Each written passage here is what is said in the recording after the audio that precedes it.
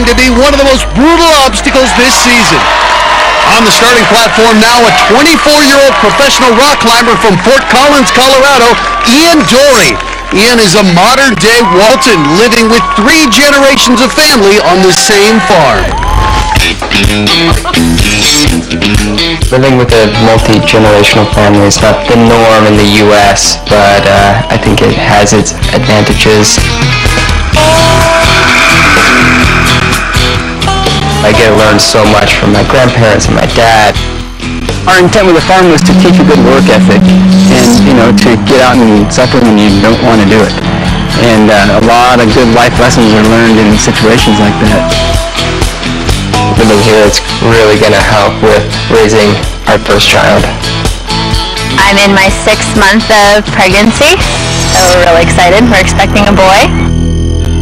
I want to pass on the values and things that I do in my life to my child.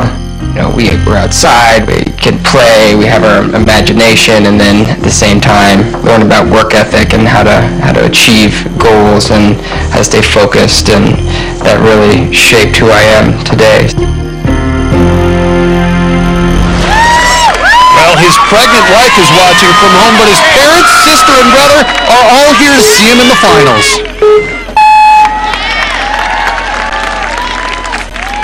Ian Dory on the course. Even with this field of incredibly strong rock climbers, we're not seeing the kind of success we anticipated. Maybe Dory can turn the tide.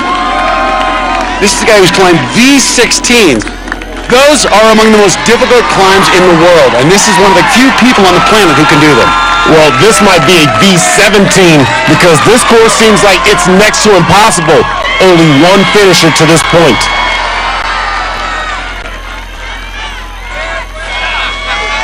Good balance there. Well, his wife is expecting. He's also a student in economics at the University of Colorado, and I think we don't need to explain to him how big $500,000 really is. Hey, that's a lot of diapers. Oh, that's a good leap there. Kind of a short run, but good jump off the trampoline, and I like it, building up that body momentum. Yeah, keep a count on the amount of swings here, because the longer he swings, the more difficult the devil steps is going to be. Absolutely, and you got to know, I think these rock climbers probably know they have upper body strength in reserve, but of course, when you get to that 9th obstacle, the doorknob arch, you may regret any second extra spent on an obstacle, particularly the spikes into cargo. I love it. I love this for Ian Dory. This is his stadium. You see his name written across his head. No different than a football player with the name written across the back of his jersey. This is his opportunity to shine in front of a big crowd. Well, and in that case, his support crew, it's like they're wearing his jersey. They've got the similar bandanas with Dory's name emblazoned across the front. Look at that vice grip. I will say, this is what I saw in qualifying too, though. Ian had a very deliberate pace, didn't race up and down the devil steps. This is what I call controlled madness right here. Absolutely. You don't let the fatigue get the best of you. You control the fatigue. You can see a very calm approach. If you look at the remaining obstacles, all 4 on the extended part of the course, I think have set up very well for rock climbers. This, though, is no problem for him. Wow, that was a great run. It looked like he's going to keep running up the wall. And Ian Dory, look at this, calling out to the crowd for more. Now the salmon ladder. He's a rookie here, never competed on one of these. Now look at the way Dory, even as a rookie, calming his body immediately. You cannot extend that arm. You can see him still keeping those L's, that 90-degree bend. That's what allows you to use that core muscle to generate the power up. Even for a climber, though, taking this much time on the salmon ladder could spell trouble later on. But he's done that. That's been his MO. His Absolutely. MO is to be slow and methodical.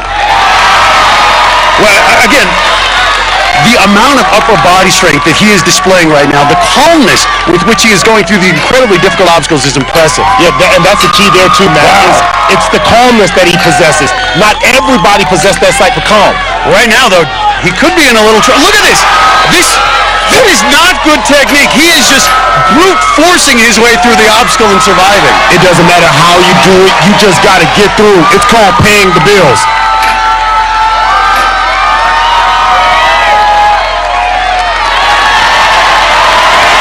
Now Now he's made it to the 9th obstacle, the doorknob arch. This is one of the most challenging, most taxing courses I have ever seen in American Ninja Warrior. We come up with some of the craziest obstacles, and the doorknob arch is one of them. 24 doorknobs. And remember, those doorknobs, they turn, just like the ones at home. John Stewart, the only competitor to make it past this obstacle all night. And you can see him, though, going with that claw grip, trying to minimize the impact of the rotation of the doorknobs. And now he seems to be hitting his rhythm, Akbar.